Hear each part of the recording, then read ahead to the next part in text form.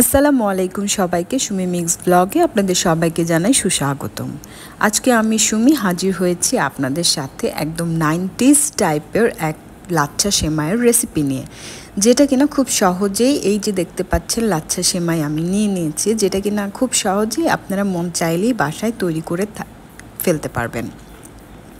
শুধুমাত্র অল্প কিছু উপকরণ দিয়েই কিন্তু আমাদের নানি দাদি খালারা 90s সময় যে পাতলা একটা লাচ্ছা সেমাই রান্না করতো, সেই সেমাইটাই আমার খুব খেতে ইচ্ছে করছিল, তো আমি সেটাই আজকে করে দেখাবো। এখানে আমি একটু বাটার মেল্ট করে নিয়েছি একটা পাত্রে। একটু মেল্ট হয়ে যাওয়ার পরে এখানে আমি দিয়ে দিয়েছি কিশমিশ আর হচ্ছে গিয়ে বাদাম কুচি।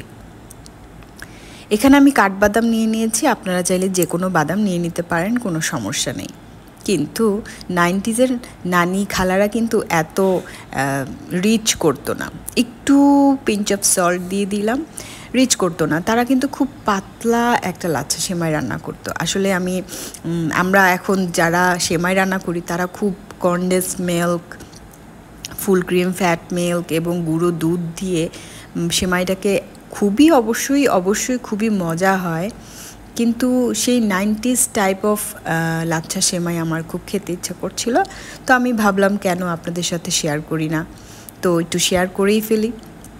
এই যে অল্প একটু ফুল ক্রিম যে দেখিয়ে দিলাম, ফুল ক্রিম মিল্ক, সেটা দিয়ে আমি একটু নাড়াচাড়া করে নিলাম। বাকিটা আমি এই যে কাপের মধ্যে নিয়ে নিয়েছি। এইখানে সুবিধার জন্য আমি পরিমাণ মতো চিনি নিয়ে নিয়েছি। চাইলে আপনারা খুব সহজেই অনেক ঝামেলা এড়িয়ে চলতে পারেন। আমি এই মগটার মধ্যে দুধগুলো ঢেলে এটার মধ্যে একটু চিনি নিয়ে একটু মেল্ট করে নিয়ে নিয়েছি। এখন এই ফুল ক্রিম মিল্কটা আমি দিয়ে দিচ্ছি। এখন আমরা যারা ঘরে ঘরে সেমাই রান্না করি তাদের সবার সেমাই কিন্তু একই রকম, খুব ঘন হয় এবং অতিরিক্ত দুধ ব্যবহার করার কারণে খুব বেশি একটা ক্রিমিশ কালার চলে আসে। তো অবশ্যই সেই লাচ্ছা সেমাই খুবই সুস্বাদু এবং খুবই মজাদার, এতে কোনো সন্দেহ নেই। কিন্তু আমার একটু পাতলা করে, ঠিক 90s টাইপের, বারবার বলছি না, ওই 90s টাইপের একটু লাচ্ছা সেমাই রান্না করতে ইচ্ছা করছিল, তো আমি দুধটাকে একদম পাতলা করা যায় সেটারই ট্রাই করছি। আর যেন একটু সুন্দর কালার আসে সেজন্য আমি বাটারটাকে দিয়ে দিয়েছি। নানি খালারা কিন্তু এই বাটারটা ইউজ করতো না, তো তবুও যত যাই হোক, মানুষ তো এ যুগেরই, ঘুরে ফিরে সেই এ যুগের কাজকর্মই করে ফেলি। তো তবুও আমি চেষ্টা করবো একদম পাতলাভাবে ওই 90s টাইপস লাচ্ছা সেমাইটা তৈরি করার জন্য। অন্যদিকে দুধটা হতে হতে আমি একটা পাত্র রেডি করে নিয়েছি, যেখানে আমি সেমাইটাকে সেট করব। এটাকে চাইলে আপনারা একটু ভাজাও দিয়ে নিতে পারেন ঘি দিয়ে। আমি ভাজা টাজা দিচ্ছি না, আমি খুব সহজেই একদম পাতলা করে সেমাইটা রান্না করার ট্রাই করছি, আমার ওটাই খেতে ইচ্ছে করছে। তো এখন আমি ওটাকে সুন্দর করে সেট করে নিয়েছি লাচ্ছা সেমাইটাকে, আর এর মধ্যে আমার পাত্রে দুধের বলক চলে এসেছে। নর্মালি এখন আমরা যেটা করি, খুব বেশি ঘন দুধ দিয়ে জাল দিয়ে 1 কেজি দুধকে আধা কেজি করে ফেলি, যার কারণে দুধটা অনেক ক্রিমিশ হয়। তো আমি এত কিছু করব না, যেহেতু আমি আগের মতো তৈরি করতে চাচ্ছি। ওটার মধ্যে আমি কিশমিশ, বাদাম, চিনি সব কিছুই দিয়ে দিয়েছি, চাইলে আপনারা একটা এলাচ ইউজ করতে পারেন।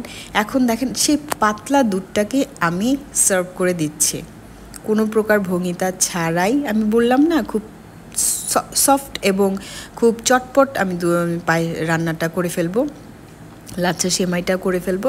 তো এই যে আমি ঢেলে দিলাম সেমাইটাকে, এটা সেট হয়ে যাবে।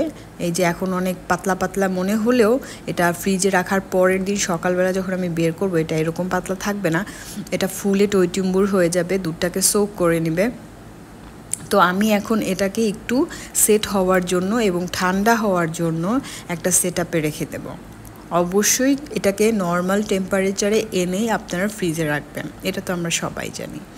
এই যে এখন দেখতে পাচ্ছেন খুব সুন্দর একটা ক্রিমিশ কালার এসেছে। এটা কিন্তু দুধের কারণে না, এটা কিন্তু বাটারের কারণে। আর এখন একদমই পাতলা দুধটা আমি দিয়ে দিয়েছি। এটাকে ঠান্ডা করে খেতে কিন্তু খুবই অসাম লাগবে। আমরা ভুলেই গেছি আসলে আমাদের 90s খাবারগুলো কেমন ছিল। এই যে এখানে দেখতে পাচ্ছেন আমি এটাকে ঠান্ডা করে নিয়েছি। ঠান্ডা করার পরে আমি এখানে গার্নিশিংয়ের জন্য কিছু কিশমিশ আর বাদাম ছিটিয়ে দিচ্ছি। দেখতে সুন্দর লাগার জন্য এবং টেস্ট বেড়ে যাওয়ার জন্য আমি এখানে দিয়ে দিলাম কিছু বাদাম এবং কিশমিশ কুচি। এখন এটাকে আমি ফ্রিজে রেখে দিব। ফ্রিজে রেখে দেওয়ার পরে পরদিন সকালে যখন ঠান্ডা হয়ে একদম পরিপূর্ণভাবে সেট হয়ে যাবে তখন এটাকে আমি সার্ভ করব এবং খাবো। আমি খুবই অধীর আগ্রহে অপেক্ষা করছি কখন সেই সময়টা আসবে। আমার এত ইচ্ছা করতেছিল এরকম পাতলা টাইপের লাচ্ছা সেমাই খাওয়ার জন্য, আমি আমার ভক্তদেরকে বলে বোঝাতে পারবো না। তো আশা করি আপনারাও এই 90s-এর ট্রিক্স ফলো করে সেমাইটা খেয়ে দেখবেন। এই গরমে ঠান্ডা ঠান্ডা সেমাই কিন্তু খেতে বেশ ভালো লাগবে। খুবই সুন্দরভাবে সেট হয়ে গেছে, এখন ঠান্ডাও হয়ে গেছে। এখন আমি ফ্রিজে রেখে দেবো।